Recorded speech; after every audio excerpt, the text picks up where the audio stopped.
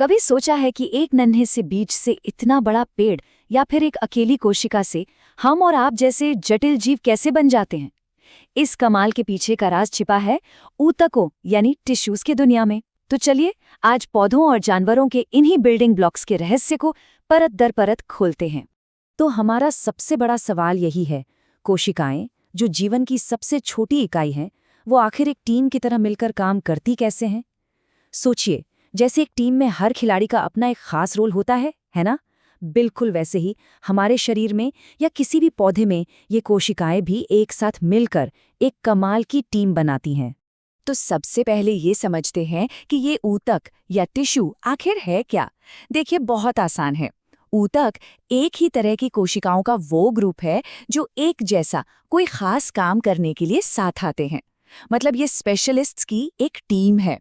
जैसे किसी बड़ी कंपनी में accounts team, sales team, marketing team होती है, सब अपना अपना काम करते हैं ताकि पूरी कंपनी आगे बढ़े। आज के हमारे सफर के ये पड़ाव रहेंगे। पहले हम ऊतकों की बेसिक बातें समझेंगे, फिर हम पौधों की दुनिया में चलेंगे, उनके विकास और सहारे के सिस्टम को जानेंगे। उसके बाद पौधे के अंदर के ट्रांसपोर्ट सिस्टम को देखेंगे और फिर हम जंतु ऊतकों की बनावट, उनके जुड़ाव, गति और नियंत्रण को पूरी डिटेल में समझेंगे। तो चलिए अब और गहराई में उतरते हैं। सबसे पहला और सबसे जरूरी सवाल, आखिर ऐसा क्यों है कि पौधों और जानवरों के ऊतक एक दूसरे से इतने अलग होते हैं? इसका सीधा साधा जवाब उनके जीने के तरीके में छिपा है। देखिए, पौधे एक ही जगह पर खड़े रहते हैं, उन्हें कहीं जाना नहीं होता, इसलिए उनके ज्यादातर ऊतक उन्हें सिर्फ सहारा देने और मजबूती देने का काम करते हैं, और इनमें से कई तो मृत भी होते हैं। वहीं दूसरी तरफ जानवर, वो तो हमेशा चलते फिरते रहते हैं, खाने के लिए, रहने के लिए, तो जाहिर है उन्हें ज्यादा एनर्जी चाहिए और उनके ज्यादातर ऊतक भी जीवित होते हैं। एक और फर्क है, पौधों में ग्रोथ सिर्फ कुछ खास हिस्सों जैसे टहनियों के सिरों पर होती है, जबकि जानवरों में ग्रोथ पूरे शरीर में एक समान होती है। तो चलिए अब जरा पौधों की दुनिया में गोता लगाते हैं। क्या कभी सोचा है कि बिना हिले डुले भी ये पौधे आसमान छूने जितने लंबे कैसे हो जाते हैं और तेज हवाओं में भी सीधे कैसे खड़े रहते हैं? अरे भाई, सारा कमाल इनके ऊतकों का है। पौधों में मोटे तौर पर दो तरह के ऊतक होते हैं। पहला है मेरिस्टेमेटिक ऊतक। इसे आप पौधे की कंस्ट्रक्शन टीम कह सकते हैं। यहाँ कोशिकाएं लगातार डिवाइड होती रहती हैं, मतलब नए नए बिल्डिंग ब्लॉक्स बनाती रहती हैं। और जब ये कोशिकाएं डिवाइड होना बंद कर देती हैं और कोई एक खास काम पकड़ लेती हैं, तब वो बन जाती हैं स्थायी ऊतक यानी परमानेंट टिश्यू। ये पौधे की तैयार बिल्डिंग की तरह हैं जो उसे उसका आकार और उसकी मजबूती देते हैं। तो ये जो मेरिस्टेमेटिक ऊतक हैं वो असल में पौधे का ग्रोथ इंजन है। इनमें जो एपिकल मेरिस्टम है वो पौधे की लंबाई बढ़ाता है, बिल्कुल जड़ों और तनों के सिरों पर पाया जाता है। लैटरल मेरिस्टम तने और जड़ की मोटाई या गोलाई बढ़ाता है। आपने देखा होगा ना कैसे पेड़ का तना साल दर साल चौड़ा होता जाता है, वो इसी की वजह से। और इंटरकैलरी मेरिस्टम पत्तियों और टहनियों को उगने में मदद करता है। तो अब जब बिल्डिंग ब्लॉक्स तैयार हो गए, तो चलिए देखते हैं कि ये स्थायी ऊतक यानी परमानेंट टिश्यूज आखिर हैं क्या। सबसे पहले आते हैं सरल स्थायी ऊतक। अब इन्हें सरल क्यों कहते हैं? क्योंकि ये सिर्फ एक ही तरह की कोशिकाओं से बने होते हैं, लेकिन हाँ, इनका काम बड़ा स्पेशलिस्ट वाला होता है। इनमें सबसे पहला है पैरेन्काइमा। ये तो पौधे का किचन भी है और स्टोर रूम भी, मतलब ये खाना बनाता भी है और उसे जमा भी करके रखता है। दूसरा है कोलेनकाइमा। ये पौधे को एक लचीलापन देता है, एक फ्लेक्सिबल सपोर्ट। इसी की वजह से पौधे की टहनियां तेज हवा में मुड़ तो जाती हैं, पर आसानी से टूटती नहीं है। और तीसरा है स्क्लेरेनकाइमा। ये पौधे को देता है पत्थर जैसी मजबूती। इसमें मृत कोशिकाएं होती हैं जिनकी दीवारें लिग्निन नाम के केमिकल से सीमेंट की तरह पक्की और मोटी हो जाती हैं। नारियल का जो सख्त छिलका होता है ना, वो इसी स्क्लेरेनकाइमा की वजह से इतना कठोर होता है।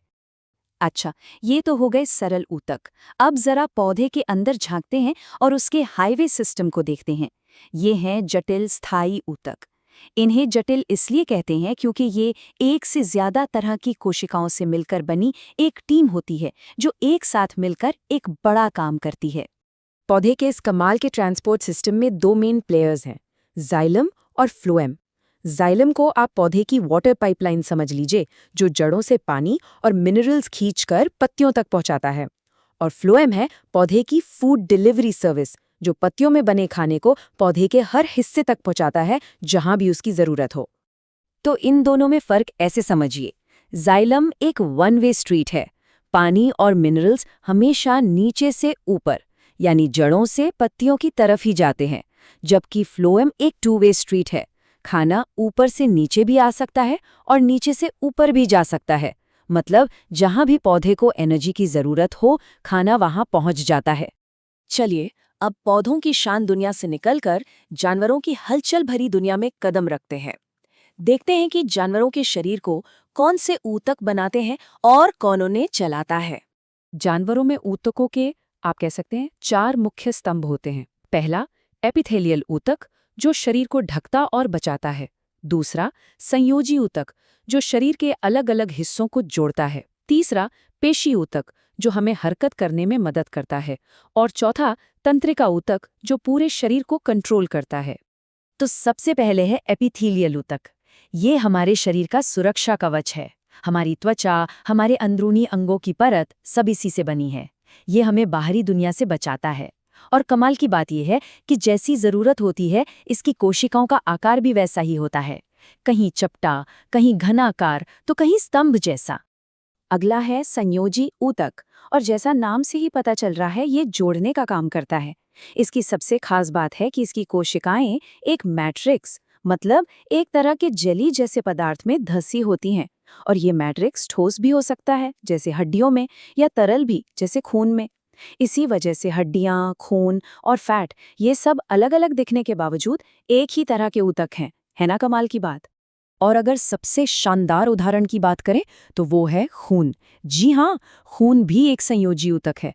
इसका मैट्रिक्स है प्लाज्मा और उसी तरल में लाल रक्त कोशिकाएं, सफेद रक्त कोशिकाएं और प्लेटलेट्स तैरते रहते हैं। ये हमारे शरीर की जीवन रेखा है जो ऑक्सीजन, पोषक तत्व सब कुछ हर हिस्से तक पहुंचाती है। संयोजी ऊतकों में टेंडन और लिगामेंट भी आते हैं और इनमें फर्क समझना बहुत जरूरी है।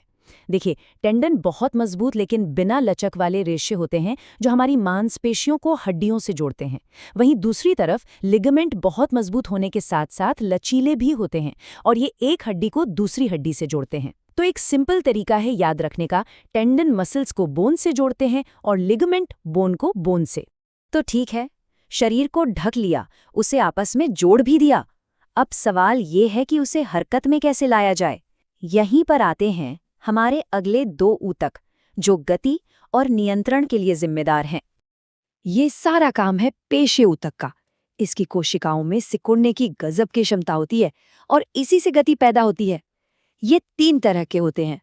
रेखित पेशी जो हमारी मर्जी से चलती है, जैसे हाथ पैर हिलाना। चिकनी पेशी जो अपने आप काम करती है, जैसे पेट में खाने का पचना। और तीसरी हृदय पेशी, ये तो सबसे खास है, जो सिर्फ हमारे दिल में होती है और बिना थके बिना रुके जिंदगी भर धड़कती रहती है। और आखिर में है तंत्रिका ऊतक, हमारे शरीर का सुपरफास्ट कम्युनिकेशन नेटवर्क। ये न्यूरॉन नाम की खास कोशिकाओं से बना है जो बिजली के सिग्नल्स को पलक झपकते ही शरीर के एक कोने से दूसरे कोने तक पहुंचा देती हैं। समझिए, ये हमारे शरीर का अपना इंटरनेट है जो हर एक हिस्से को दिमाग से जोड़े रखता है और सब कुछ कंट्रोल करता है। तो हमने देखा कि कैसे अलग अलग कोशिकाएं टीम बनाकर ऊतक बनाती हैं और हर ऊतक अपने काम का माहिर खिलाड़ी होता है। अब जरा एक पल के लिए सोचिए, अगर ऊतकों में ये स्पेशलाइजेशन, ये विशेषज्ञता ना होती तो क्या पेड़ पौधों और जानवरों का इतना जटिल और खूबसूरत जीवन मुमकिन हो पाता? शायद नहीं।